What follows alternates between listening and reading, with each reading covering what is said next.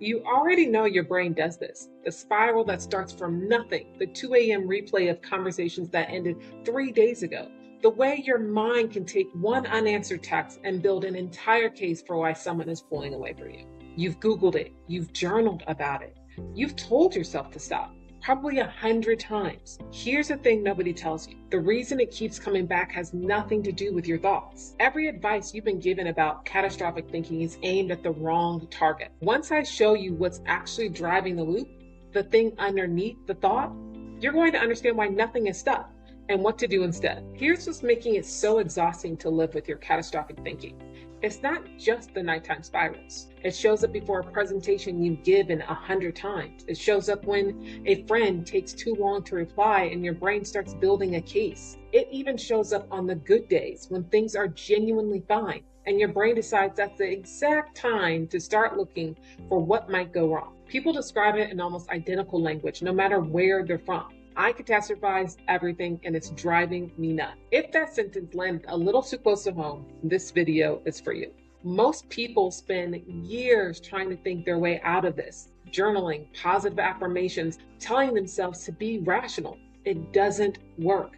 Not because they're not trying hard enough. Here's what it actually costs you if this stays on autopilot. It's not going to feel dramatic. It's going to be quiet. The text you rewrite 6 times and never send because you've already decided how it goes wrong. The friend you don't text back first because you're sure they're mad, so you wait, and they don't text either. So now you're even more convinced that they don't like you. The dinner where you're sitting right there with people you love and your brain has already left the table. That's the cost of doing nothing about this. Not a crisis, just less of your own life, one moment at a time. All of that comes down to one thing. One pattern, one mechanism that shows up in almost every person I work with who struggles with this. It has nothing to do with what you think is causing this spiral.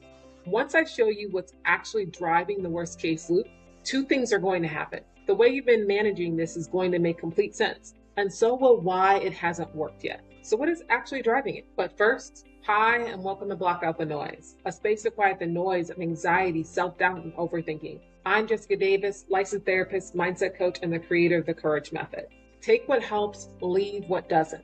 And also, this video is here to support and guide you, but it is not a replacement for talking to someone in real life.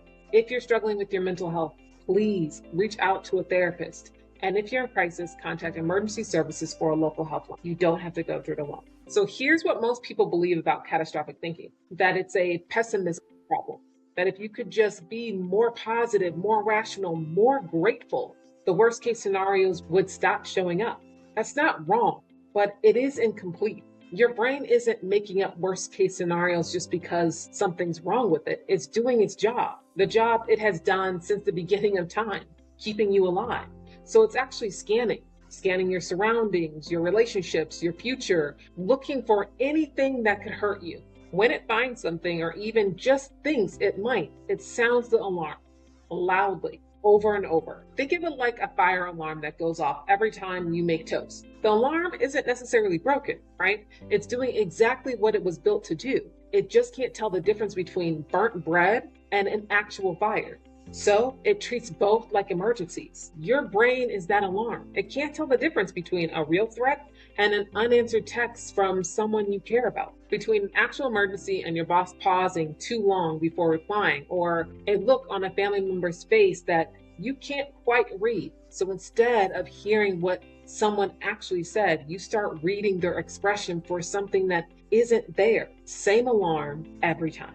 This is probably where journaling and positive self-talk come in for you, and where they stop working. Telling it, it's just toast, doesn't turn it off. Don't ask me why I did that voice, but it just made sense. What actually works is turning down the sensitivity on the alarm itself. Yelling at the noise won't make it stop. Turning down the alarm will. Mel Robbins built a whole approach to this around 6 words. What if it all works out? Not because you know it will, because your brain has spent so much time rehearsing the worst case, it never once considered that one. That's what we're doing today. And here's what it actually looks like when it works. I want to introduce you to someone I'll call Caleb. He's not one person, he's a combination of clients I've worked with over the years, mostly high achievers and perfectionists who all hit the same wall. Caleb is 22, the person in the friend group who always has a plan.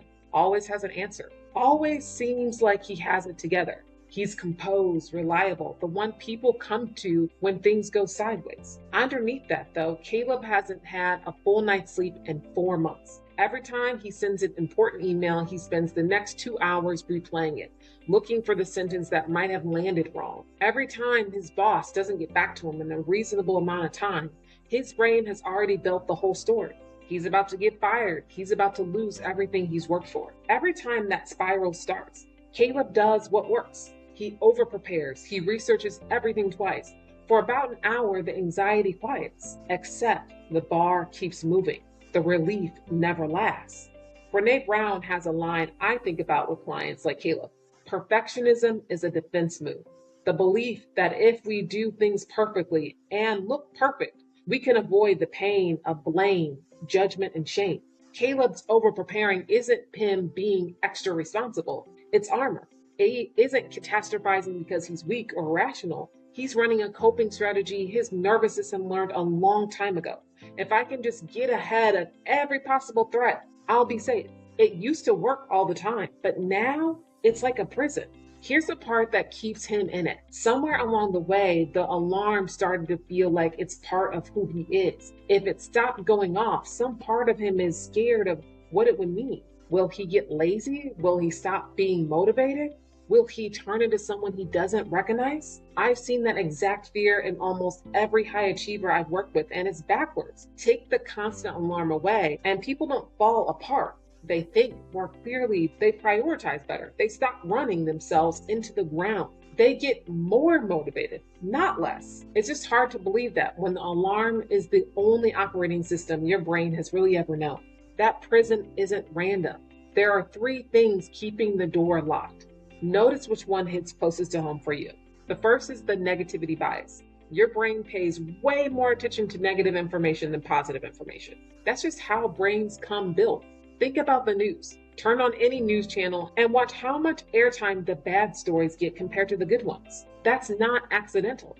Scary stories keep you watching. Your brain works the same way. 10 people could say something kind about you. Your brain lands on the one mean comment instead. That's your brain doing what it thinks is its job, watching for danger first.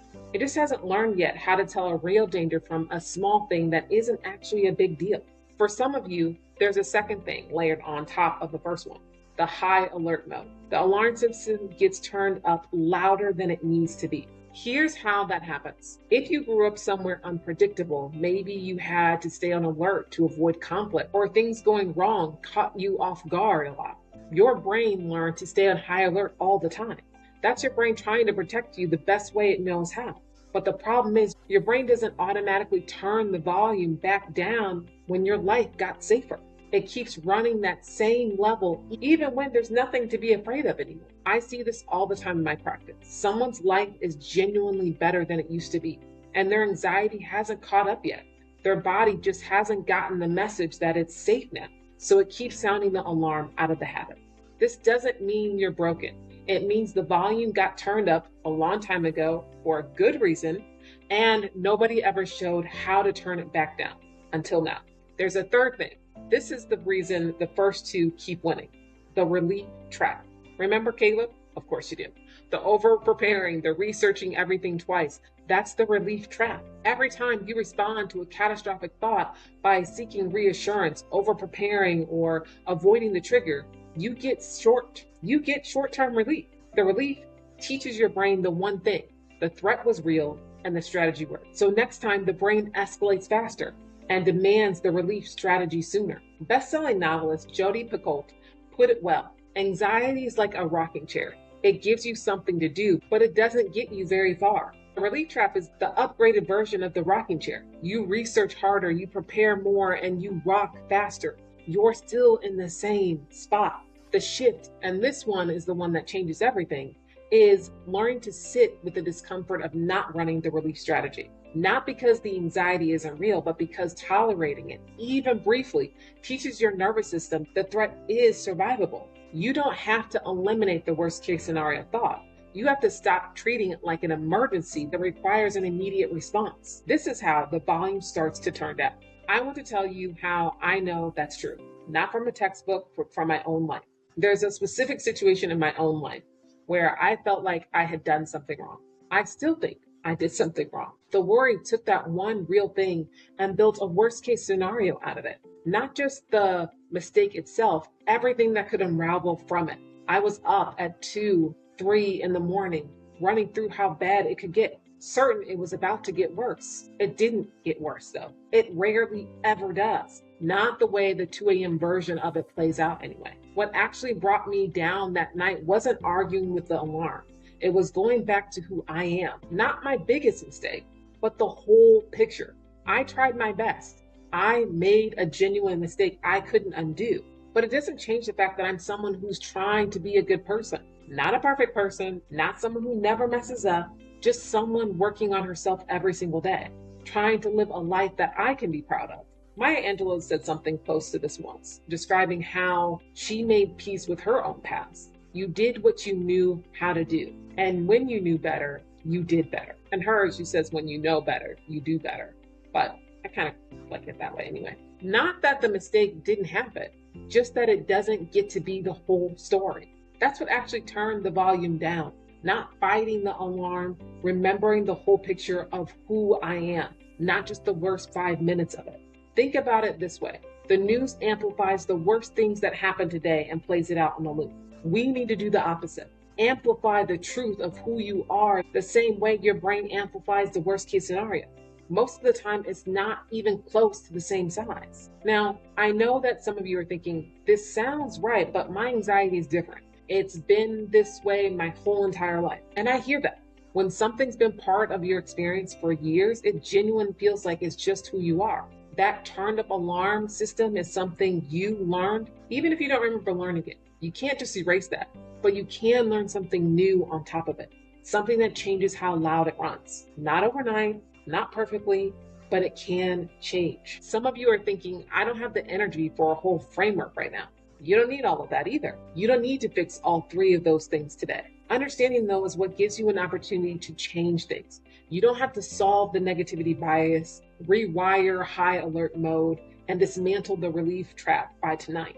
That was never the assignment. The assignment is to remind yourself of who you are. Think of the good things that you've done. And if you're struggling doing that, start to write down on a piece of paper or somewhere where you can visually see the good things. It could be small then, such as putting up the groceries, cleaning up something in the house. It could be taking your pets out for a walk. All of those things show a good sign of who you are. And then you can build from there to maybe, hey, I took on a project that I didn't have to take on at work, or I helped someone where it would really put me out by doing so, but I still decided to help my neighbor or my friend in that situation. Picture the next time the spiral starts. Instead of reaching for your phone to research every possible outcome or replaying the conversation for the 10th time, use the tool that we just went over. Maybe it takes once, maybe it takes 50 times before it sinks in to remind yourself over and over about who you are. That's genuinely where it starts. Not a new morning routine, not a total personality overhaul, and not a one-time fix either. A tool you use every single time that alarm goes off for as long as it takes. Here's what I want you to actually remember. Most of the time, the worst case scenario never happens. Not close. If you've recognized yourself anywhere in this replay loop, and the shame that runs underneath anxiety, and the thought that said, this probably won't work for me either, I want you to hear this. You are not alone in it.